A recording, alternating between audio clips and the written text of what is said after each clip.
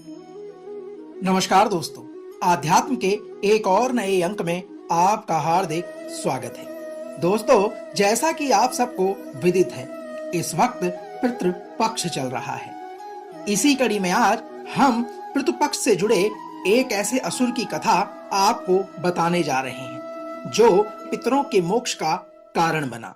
इस कथा का श्रवण हर किसी को करना चाहिए। तो आइए आरंभ करते हैं एक ऐसे असुर की कथा जो पितरों के मोक्ष का कारण बना। जैसा कि हम सभी जानते हैं, असुर, दानव, राक्षस, दैत्य आदि को हमेशा अपवित्र माना जाता है। पर क्या आप जानते हैं कि एक असुर ऐसा भी था जिसकी तपस्या से खुश होकर श्री हरि विष्णु ने उसे सभी तीर्थों में से अधिक पवित्र और पावन बना दिया था।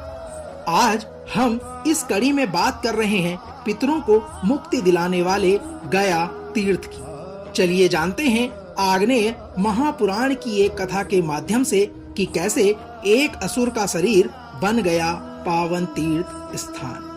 दोस्तों, एक पौराणिक कथा के अनुसार एक समय की बात है। एक असुर था जिसका नाम गय था।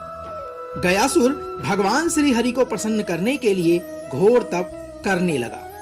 उसके तप के प्रभाव से सभी देवी देवता परेशान हो गए और सभी देवता भगवान श्री विष्णु के चरणों के पास पहुंच गए और उनसे प्रार्थना करने लगे कि वे गयासुर के तप के कारण हो रही समस्या का कोई समाधान निकालें।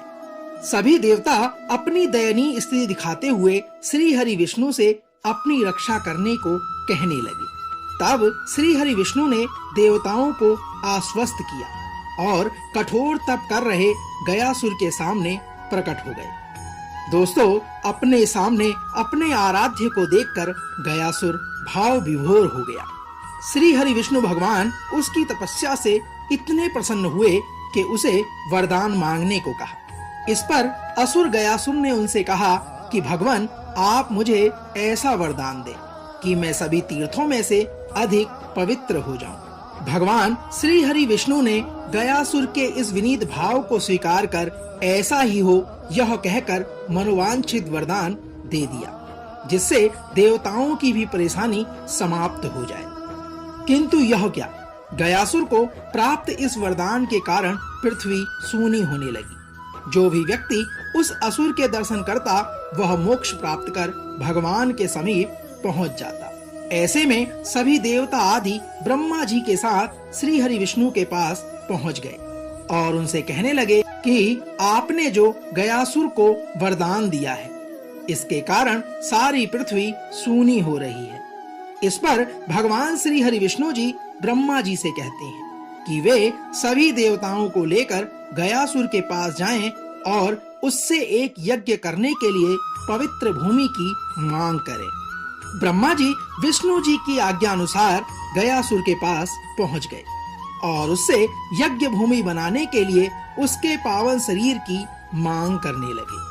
ब्रह्मा जी के इस प्रकार के वचन कहने पर गयासुर खुशी खुशी अपने शरीर को यज्ञ भूमि के लिए देने को तैयार हो गया। ब्रह्मा जी ने उसके मस्तक पर यज्ञ आरंभ किया और जैसे ही यज्ञ में पूर्णाहुति देने का समय आया तो गयासुर का शरीर चंचल हो गया। यज्ञ के समय वह विचलित होने लगा।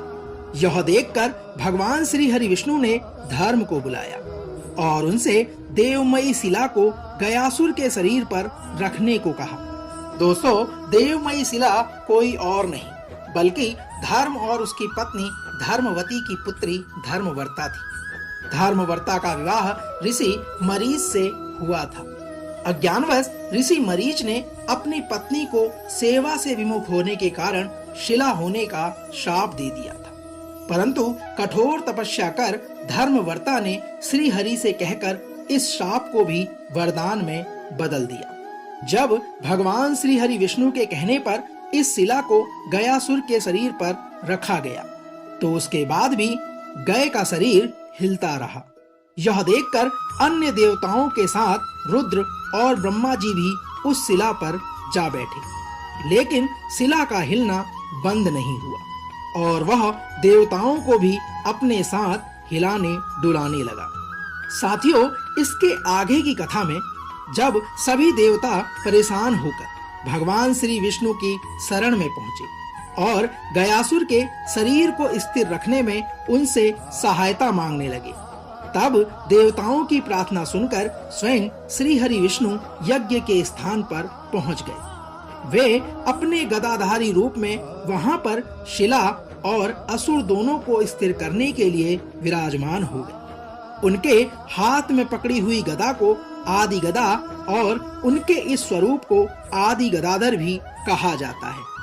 भगवान श्री हरि विष्णु के वहां स्थित होने पर गयासुर भी स्थिर हो गया। गयासुर ने देवताओं से कहा कि उन्होंने इतना उपक्रम क्यों किया है। अगर भगवान श्री हरि विष्णु उन्हें कह देते तो वह पहले ही अपना शरीर स्थिर कर देता। अब क्योंकि उसे शिला से दबाया गया है, इसलिए उसने देवताओं से एक वरदान मांगा।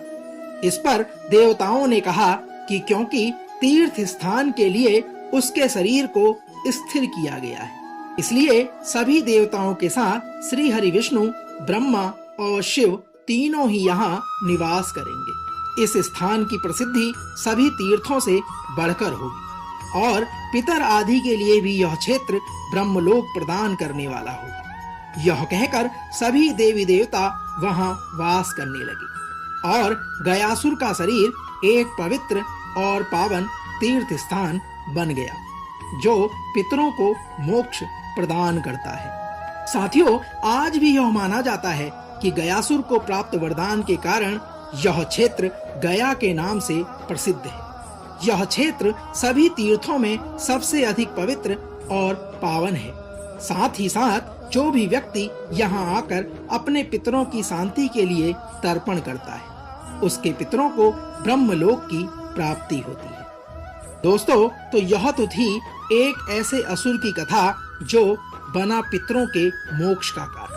हम आशा करते हैं कि आज का यह अंक आपको अवश्य पसंद आया होगा। कल एक और नए अंक के साथ फिर आपसे होगी मुलाकात। तब तक जय श्री हरि विष्णु।